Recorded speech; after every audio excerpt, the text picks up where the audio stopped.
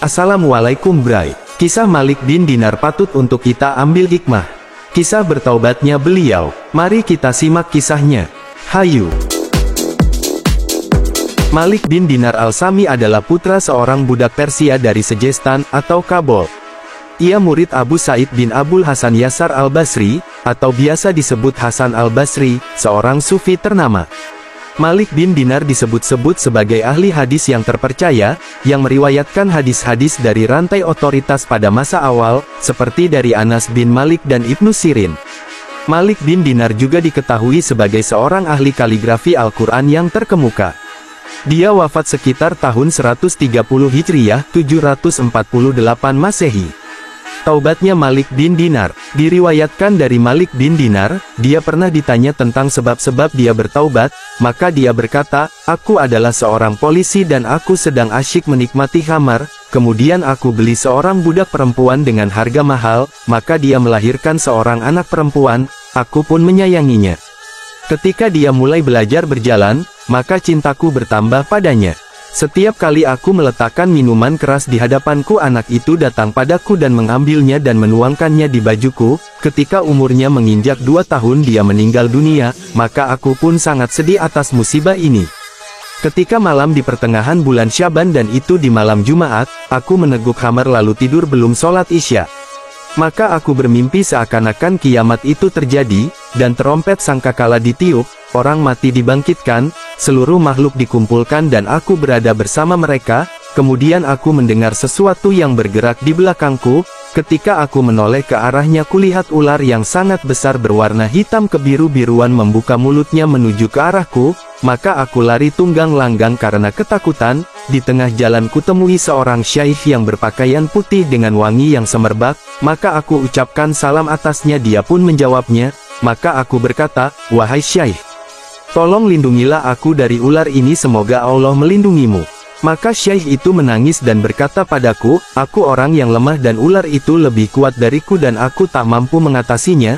Akan tetapi bergegaslah engkau, mudah-mudahan Allah menyelamatkanmu." Maka aku bergegas lari dan memanjat sebuah tebing neraka hingga sampai pada ujung tebing itu. Aku lihat kobaran api neraka yang sangat dahsyat, hampir saja aku terjatuh ke dalamnya karena rasa takutku pada ular itu.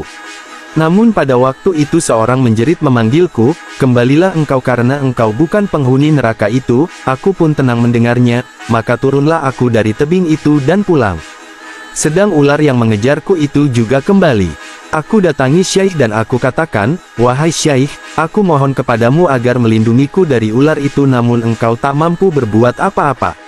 Menangislah syaikh itu seraya berkata, "Aku seorang yang lemah, tetapi pergilah ke gunung itu karena di sana terdapat banyak simpanan kaum muslimin. Kalau engkau punya barang simpanan di sana maka barang itu akan menolongmu." Aku melihat ke gunung yang bulat itu yang terbuat dari perak. Di sana ada setrika yang telah retak dan tirai-tirai yang tergantung yang setiap lubang cahaya mempunyai daun-daun pintu dari emas dan di setiap daun pintu itu mempunyai tirai sutera. Ketika aku lihat gunung itu, aku langsung lari karena kutemui ular besar lagi. Maka tatkala ular itu mendekatiku, para malaikat berteriak, "Angkatlah tirai-tirai itu dan bukalah pintu-pintunya dan mendakilah ke sana. Mudah-mudahan dia punya barang titipan di sana yang dapat melindunginya dari musuhnya ular." Ketika tirai-tirai itu diangkat dan pintu-pintu telah dibuka, ada beberapa anak dengan wajah berseri mengawasiku dari atas. Ular itu semakin mendekat padaku maka aku kebingungan, berteriaklah anak-anak itu, "Celakalah kamu sekalian. Cepatlah naik semuanya karena ular besar itu telah mendekatinya." Maka naiklah mereka dengan serentak. Aku lihat anak perempuanku yang telah meninggal ikut mengawasiku bersama mereka. Ketika dia melihatku, dia menangis dan berkata, "Ayahku, demi Allah." Kemudian dia melompat bak anak panah menuju padaku, kemudian dia ulurkan tangan kirinya pada tangan kananku dan menariknya, kemudian dia ulurkan tangan kanannya ke ular itu, namun binatang tersebut lari. Kemudian dia mendudukkanku dan dia duduk di pangkuanku, maka aku pegang tangan kanannya untuk menghelai jenggotku dan berkata, "Wahai ayahku, belumkah datang waktunya bagi orang-orang yang beriman untuk tunduk hati mereka mengingat Allah?" Qs. Al-Hadid, 16. Maka aku menangis dan berkata, "Wahai anakku, Kalian semua faham tentang Al-Quran?" Maka dia berkata, "Wahai ayahku, kami lebih tahu tentang Al-Quran darimu." Aku berkata, "Ceritakanlah padaku tentang ular yang ingin membunuhku." Dia menjawab, "Itulah pekerjaanmu yang buruk yang selama ini engkau kerjakan, maka itu akan memasukkanmu ke dalam api neraka." Aku berkata, "Ceritakanlah tentang Syekh yang berjalan di jalanku itu." Dia menjawab, "Wahai ayahku, itulah amal soleh yang sedikit hingga tak mampu menolongmu." Aku berkata, "Wahai anakku, apa yang kalian perbuat di gunung itu?" Dia menjawab, "Kami adalah anak-anak orang muslimin yang di sini hingga terjadinya kiamat. Kami menunggu kalian hingga datang pada kami kemudian kami memberi syafaat pada kalian." Berkata Malik, "Maka aku pun takut dan aku tuangkan seluruh minuman keras itu dan kupecahkan seluruh botol-botol minuman kemudian aku bertaubat pada Allah, dan inilah cerita tentang taubatku pada Allah. Aku pun terbangun dari tidurku. Aku berkata, telah tiba saatnya ya Rob, telah tiba saatnya ya Rob. Benar, belumkah datang waktunya bagi orang-orang beriman untuk menundukkan hati mereka mengingat Allah." Quran Surat 57 ayat 16. Kemudian aku mandi dan keluar untuk salat subuh. Aku ingin bertaubat dan kembali kepada Allah. Aku masuk masjid dan mendengar sang imam membaca ayat yang sama, "Belumkah datang waktunya bagi orang-orang beriman untuk menundukkan hati mereka mengingat Allah." Quran Surat 57 ayat 16. Itulah Malik bin Dinar, sang pemimpin tabi'in.